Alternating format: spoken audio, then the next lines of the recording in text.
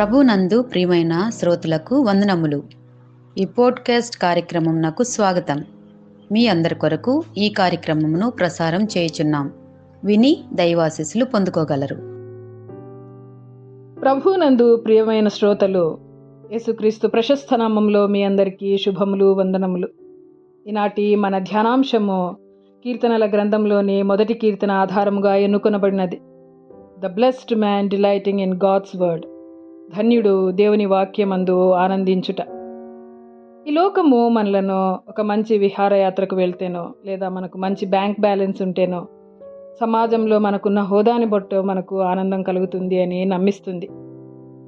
కానీ కీర్తనల గ్రంథము అటువంటి భ్రమలన్నింటినీ పక్కకు నెట్టేస్తూ ప్రారంభమవుతుంది. ఈ అధ్యాయంలో ఉన్నటువంటి మొదటి వచనంలో ధన్యుడు అనే పదానికి హెబ్రీ భాషలో ఆషర్ అనే పదాన్ని వాడారు. ఎంతటి మహా ఆనందము అని దాని అర్థం. ఇది పరిస్థితులపై ఆధారపడని ఒక లోతైన సంతోషాన్ని వివరిస్తుంది. ఇక్కడ మనం ముఖ్యంగా గమనించాల్సిన విషయం ఏంటంటే, లోకము ఆశీర్వాదాన్ని విజయము, సంపద లేక సౌకర్యంగా నిర్వచిస్తుంది. కానీ దేవుడు ఆశీర్వాదాన్ని ఆయన వాక్యంలో వేరుపారిన జీవితంగా నిర్వచిస్తూ ఉన్నాడు. ఈ కీర్తన రెండు రకాల జీవన విధానాలను, ఇద్దరు వ్యక్తులను, రెండు గమ్యస్థానాలను పోల్చి చూపుతుంది. ఈరోజు మనము దేవుని వాక్యం అందు ఆనందించటం, దానివల్ల ధన్యుని హృదయం ఎలా ఉంటుందో దాని గురించి కొద్దిసేపు ధ్యానిద్దాం. మొదటిదిగా ప్రభావాల మార్పు. మనము సరైన విషయాలలో ఆనందించాలి అనంటే ముందుగా తప్పుడు విషయాల పట్ల వ్యామోహాన్ని వదిలివేయాలి. ఈ కీర్తనలోని మొదటి వచనం చెప్తుంది, దుష్టుల ఆలోచన చొప్పున నడువక, పాపుల మార్గంన నిలువక, అపహాసకులు కూర్చుండు చోటున కూర్చుండక అని. ధన్యుడు తాను స్వీకరించే సమాచారం విషయంలో చాలా జాగ్రత్తగా ఉంటాడు. మనము ప్రస్తుతము ఇన్ఫర్మేషన్ అనేది చాలా సులువుగా లభించే యుగంలో ఉంటున్నాము. మనం నిరంతరము సోషల్ మీడియా ఇచ్చే ఆలోచనలతో నడుస్తూ ఉన్నాము. సెలబ్రిటీల అభిప్రాయాలకు విలువనిస్తూ ఉన్నాము. లోకపు విమర్శల పీఠం మీద కూర్చుంటూ ఉన్నాము.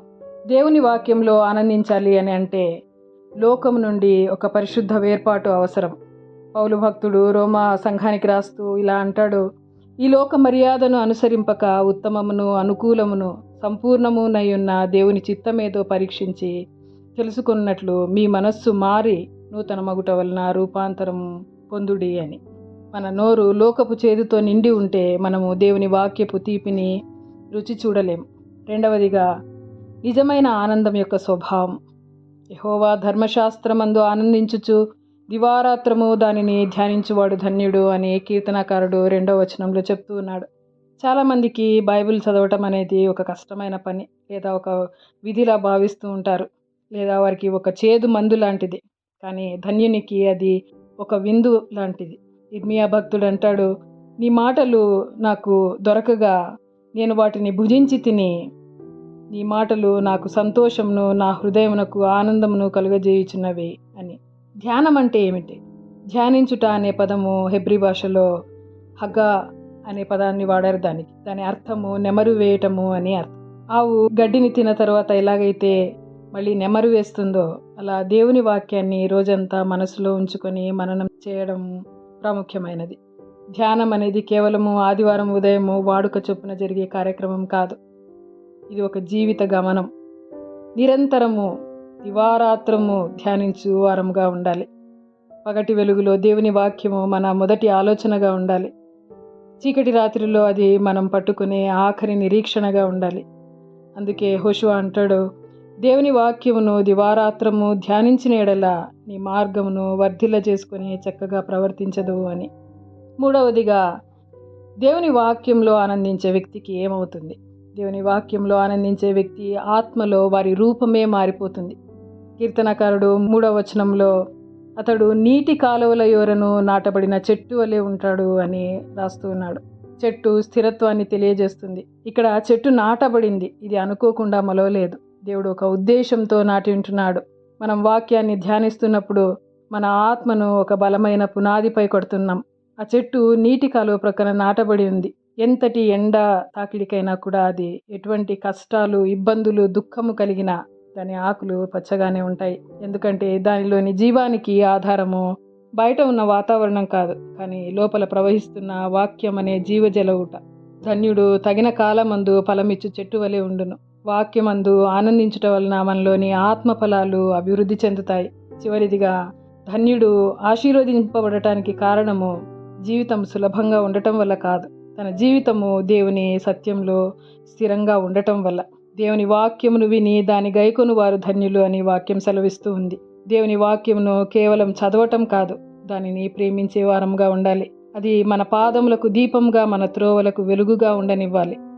లోక జ్ఞానము కంటే దేవుని వాక్యాన్ని, పరధ్యానం కంటే దేవుని వాక్యమందు ఆనందాన్ని, తాత్కాలిక విజయము కంటే శాశ్వతమైన ఫలభరితత్వాన్ని ఎంచుకునే వారంగా ఉండాలి. మనం యెహోవా వాక్యమందు ఆనందించే ప్రజలుగా ఉందాము. నీటి కాలువల ఓరన నాటబడిన చెట్టు వలె నిరంతరము ఫలించే వారంగా జీవిద్దాము. దేవుడి ఈ కొద్ది మాటలను ఆయన వినికిడిలో ఆశీర్వదించి మనలను నడిపించునుగాక. తండ్రి, కుమార, పరిశుద్ధాత్మ త్రియేక దేవుని నామమున ఆమేన్. ఈ కార్యక్రమమును గూర్చి మీ సలహాలు మరియు మీ ప్రార్థనా అవసరతల కొరకు మమ్మను సంప్రదించవలసిన మా ఫోన్ నంబర్ 9480585039 మరియు ఈమెయిల్ ఐడి info@fibaonline.org. మా ఫోన్ నంబర్ మరొకసారి 9480585039. Email ID info@fibaonline.org.